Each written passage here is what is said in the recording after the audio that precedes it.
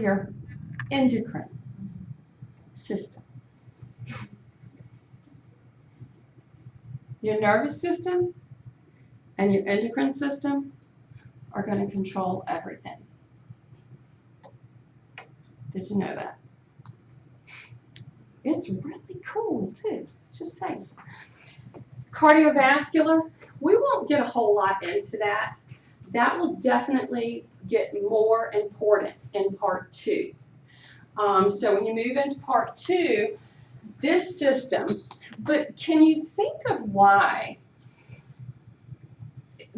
this system becomes important to all the other systems of the body?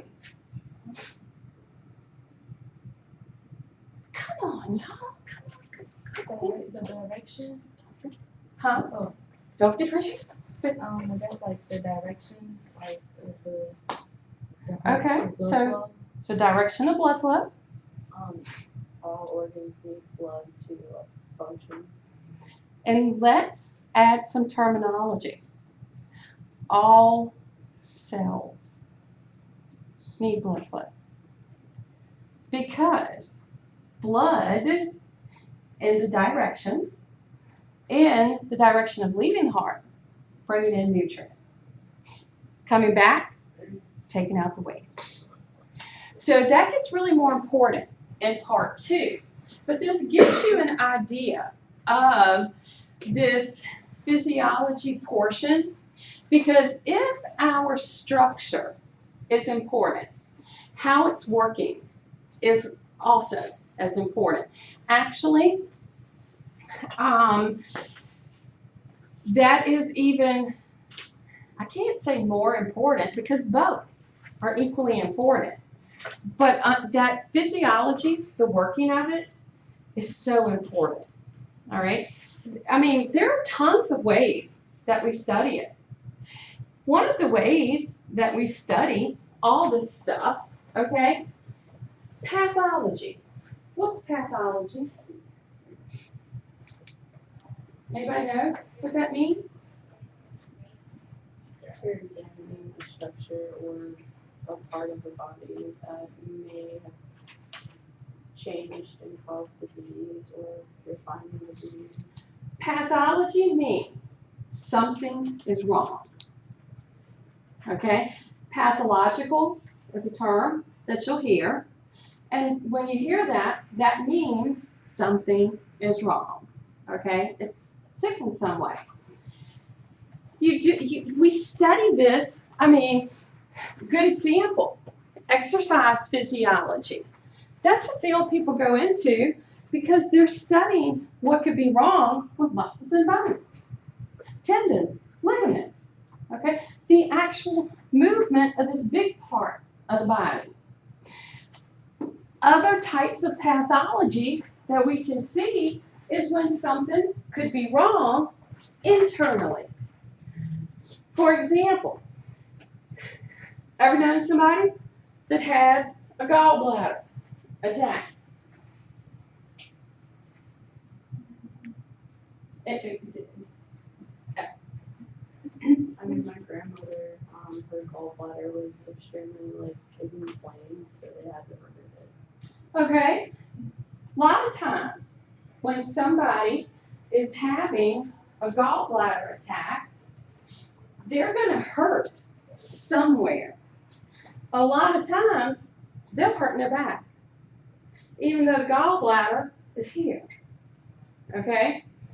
But that's because our internal organs, when something goes wrong, they have to let us know.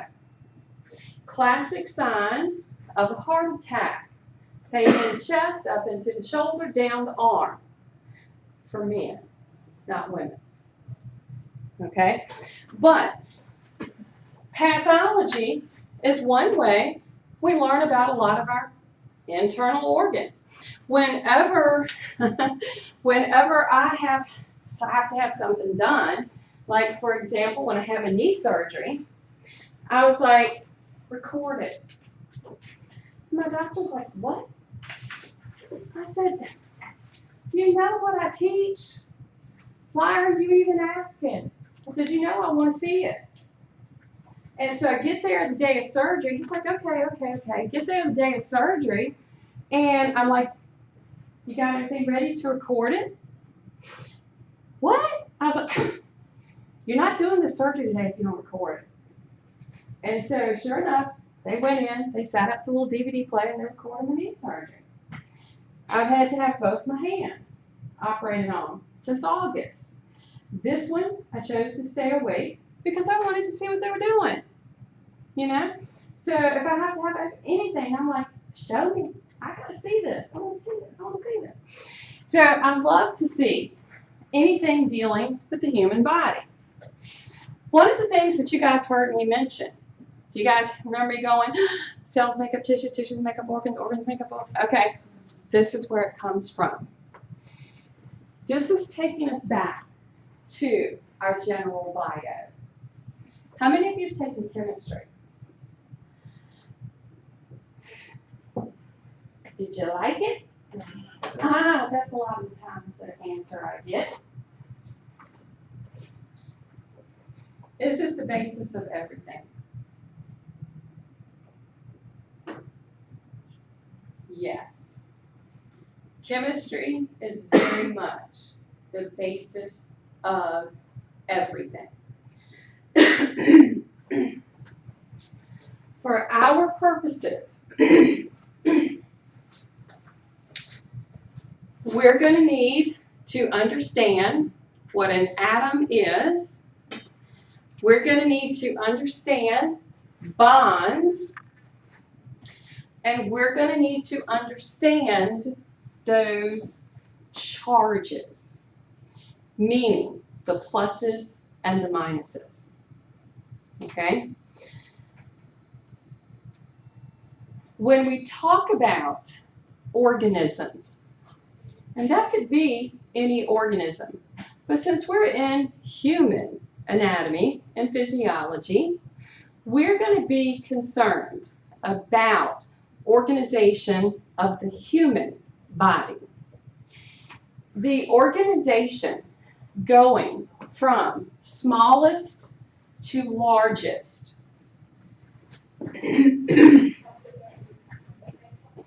Our chemical level making up the cell, which makes up tissue, which makes up an organ, which makes up an organ system, which makes an organism. In our portion, we're going to be starting at that smallest level. We're not going to get real deep into chemistry because there are just a few things we really need to understand, okay? Because one of the things that is most important is for you to understand here and here. Like I said earlier,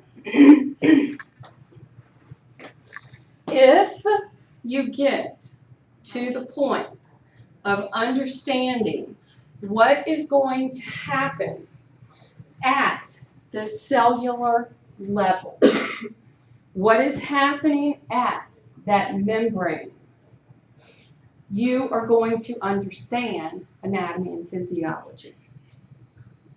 Okay? I'm going to do my best to help you understand that. This is kind of showing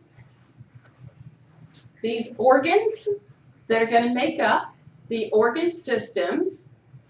Like I said, we, at our point for anatomy and physiology, we are going to make it to the part, we're going to cover the integumentary, the skin. We're going to cover the bones, we're going to cover the muscles, and we're going to begin to get to the nervous system. The rest of this, you're going to pick up in part 2. So part 2, even though it looks like it's a lot, it's so interesting. Okay? But so is part 1. Love part 1. If we look at the organ systems of the body.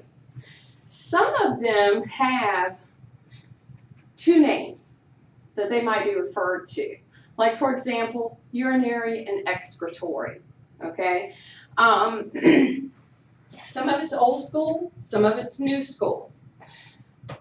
Integumentary, this one we study first. It is the first line of defense for the body, okay? But as we continue to move in, we're definitely going to get into the skeletal system. How many of you think the skeleton, well, let me ask it this way. Bones. Ever heard the saying, dry as a bone?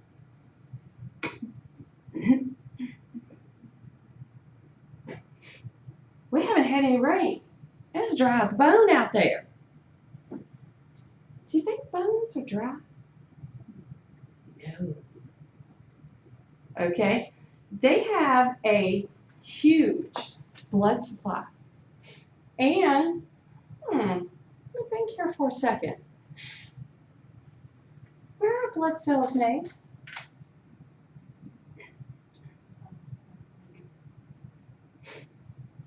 Bones or bone marrow. Bone marrow. Huge supply of blood. They're not dry at all. They're dry once the body is dead and the bones are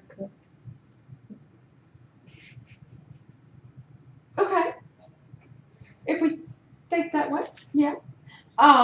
But as a body is late, mortuary. That's a good term. So we are the skeletal system. A lot of times, I think we have this idea that the skeletal system is just this hardened system that's really not doing a whole lot. Oh no. That system is important to every other system of the body. When I say that even your heart is dependent on the skeletal system, even the heart is dependent on what's happening with the skeletal system. Did y'all know that? Mm-hmm. It's amazing, amazing. Muscular system. Once again, going to be affected by what's taking place in the skeletal system, which will affect other systems of the body, almost every single system. Lymphatic, may also hear it as the immune system. Respiratory system, digestive system, our nervous system, endocrine system, cardiovascular, urinary, reproductives, male and female. We're kind of busy, okay? The body is busy. One thing about it, the body is not stagnant. The body is definitely in motion all the time. Everything about it. Have you ever heard of the characteristics of life? Do you remember that from General Bio? Now,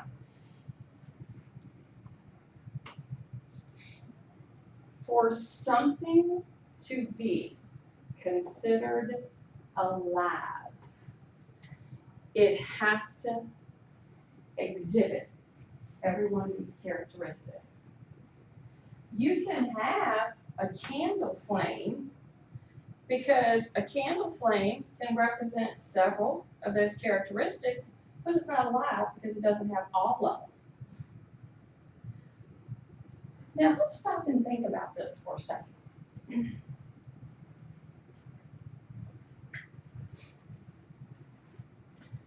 Do you, as the human organism, have all of these characteristics?